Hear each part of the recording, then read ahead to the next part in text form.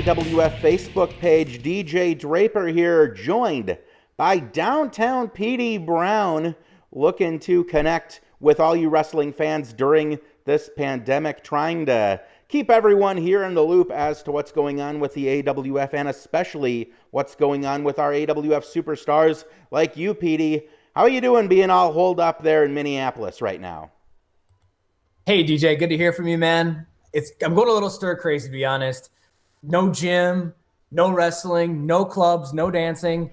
It's a lot to take on, but, just like Jurassic Park, life finds a way. So doing home workouts, blasting music in my car when I have to do essential, shopping, and just, keeping up with friends and family. And, of course, playing some WWE 2K so I can still get some work in the ring and watching some old video, doing some tape study. But it's tough. It's tough for all of us, but I'm very proud of everybody who's staying at home, who's making smart calls, not just for yourself, but everybody here in Minnesota and the world.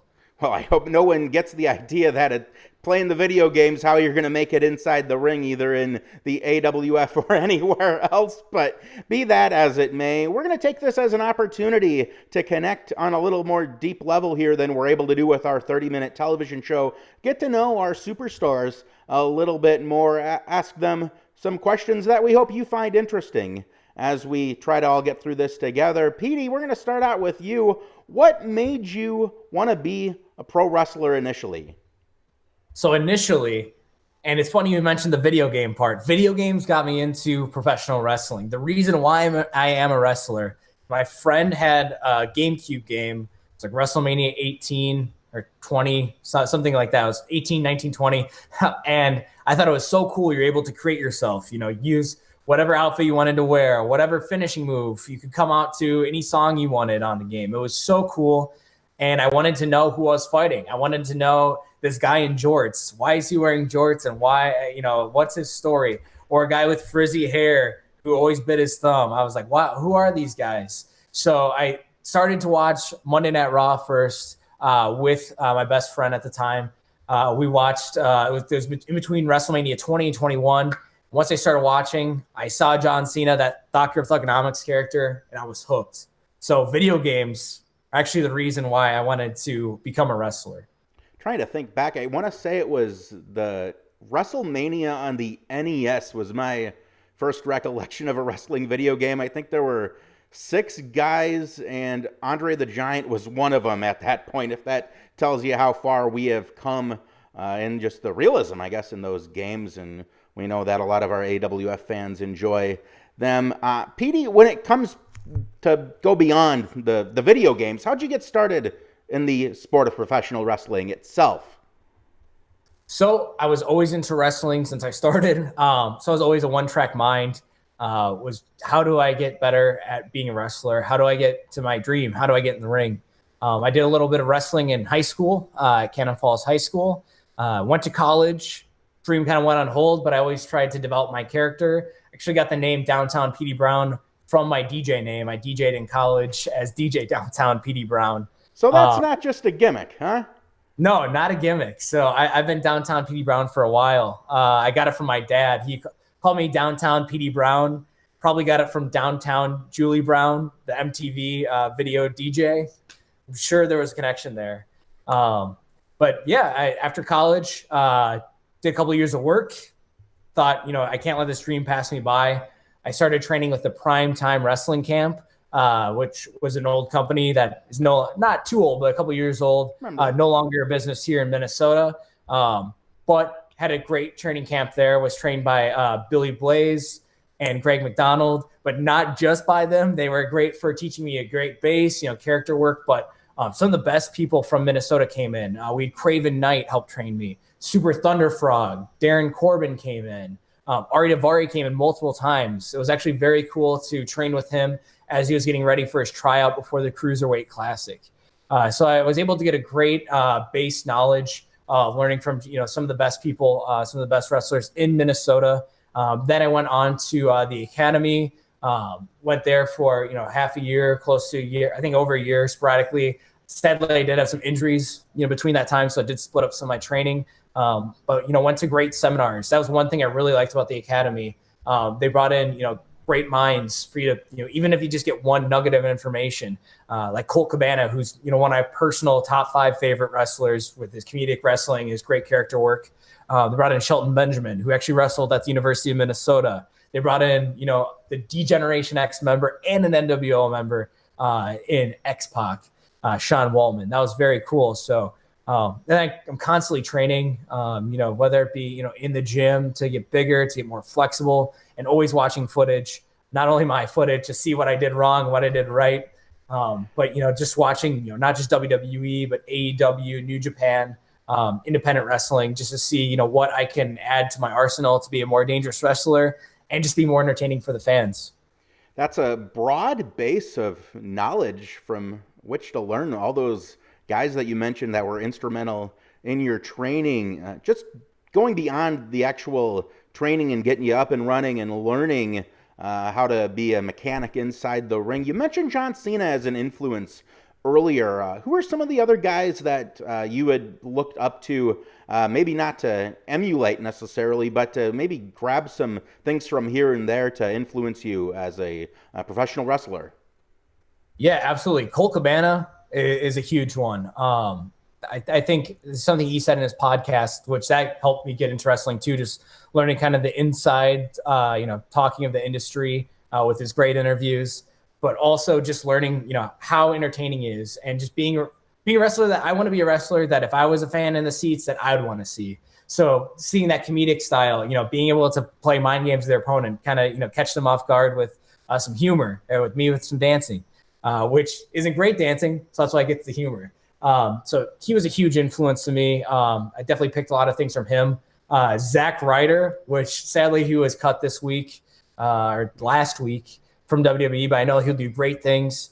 He's got great character work. And when it came out, I'm afraid to say I was a huge Jersey Shore fan, and that helped kind of add to my, club Seriously?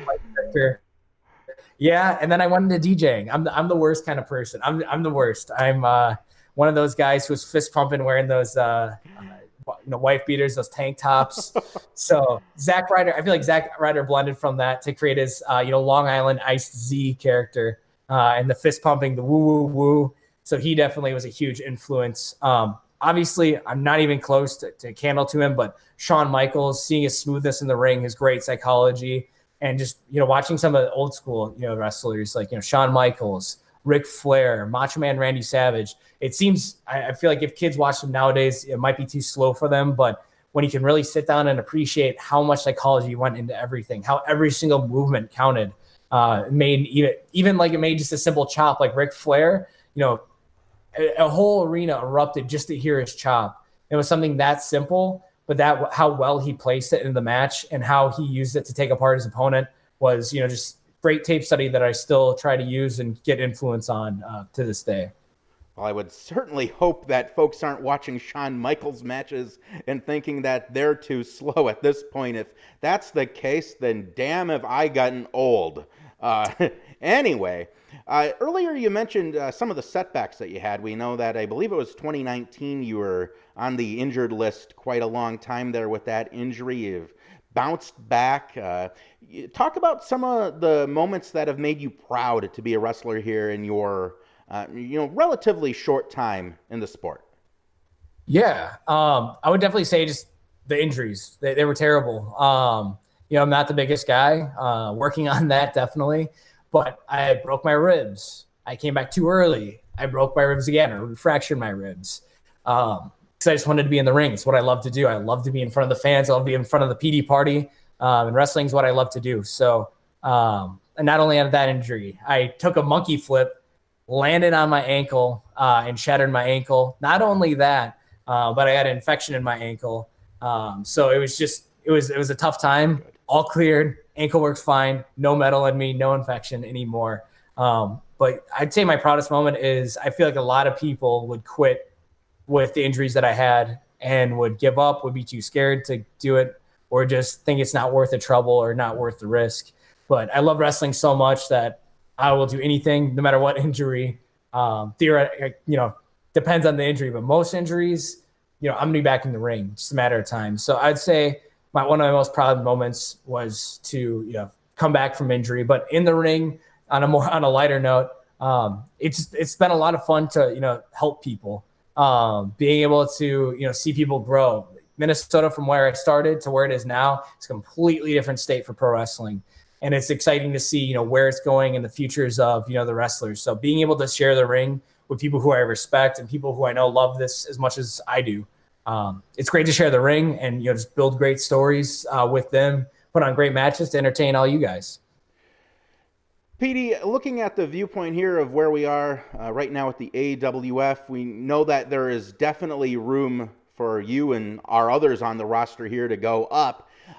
Do you have any dream matches? Any opponents that you'd really like to get in the ring with at really any level right now? Yeah, I've been lucky to wrestle a lot of people who I've wanted to wrestle in the area. Obviously, with all the WWE cuts going on, I'd love to wrestle Zack Ryder if that was possible at ever, or wrestle with or against Cole Cabana. That's always been a dream, day one. But in the area, some matches that are more likely to happen. You know what? I've been an AWF. I've been a loyal AWF guy for years. I've never received an AWF championship match. And JDX and I, we're really good friends inside, outside the ring.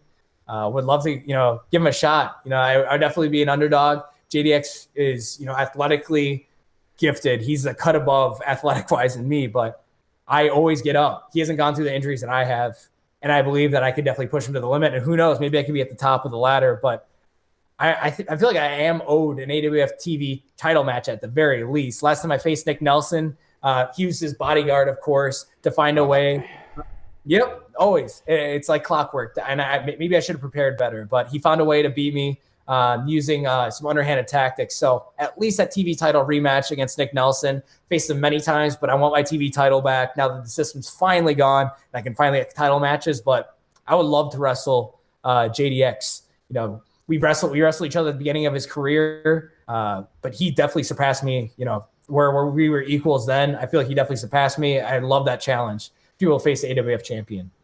Well, we don't quite know when it's going to be, when we can get AWF live events again. And that's what really kind of sucks about this, because you just mentioned a match that I'd really love to, as a wrestling fan, watch. You going up against someone as accomplished as JDX inside the ring, and we might need to bring him on the AWF Facebook page as well to see what he might have when it comes to thoughts about putting that title on the line. And we don't know if it'll be next month. We don't know if it'll be this summer or even this fall. But you got to imagine that he would be a fighting champion and willing to go toe-to-toe with you. Petey, one more question before we wrap this up here. You mentioned a couple of your dream opponents. You mentioned wanting to get a shot at that AWF heavyweight championship potentially down the line. What are some of your overall goals that you'd like to accomplish as a professional wrestler, looking to see all that you have ahead of you here if you keep this up, not just in AWF, but potentially at other levels, either here in the state of Minnesota, in the United States, or across the globe? Petey, what do you look to accomplish here, looking forward here in your career? Well, I'd love to continue to stay healthy, as hopeful as I am, because those injuries are not fun whatsoever. But I would love to make a living from pro wrestling. It's what I love most in this world as a career-wise. Would love to be able to, my 9 to 5, that's wrestling. I'm always building towards wrestling. That'd be a dream. Whether that be with AEW or WWE, whether that even be in the ring or maybe even in the office. Working in the marketing department or sales department, just to be involved in pro wrestling full time would be a dream of mine. But I would love to travel. I'd love to wrestle in every single state. I'd love to wrestle for huge companies like Ring of Honor, again, WWE, AEW, even New Japan. It'd be great to travel. Some of the guys like Levy Cruz, Airwolf, Angel Dorado, Riley Jackson, Rover in the UK or England now. On a month of wrestling, I think that'd be great. That'd be so much fun. So just continue to wrestle more places and continue to develop my character, continue to develop my moves in the ring, and just be better each time than my last match. All right, Petey, we miss seeing you inside the ring, and I know I'm not alone when I say that. Love to just thinking about you getting in there with JDX. I know would be a sellout anywhere.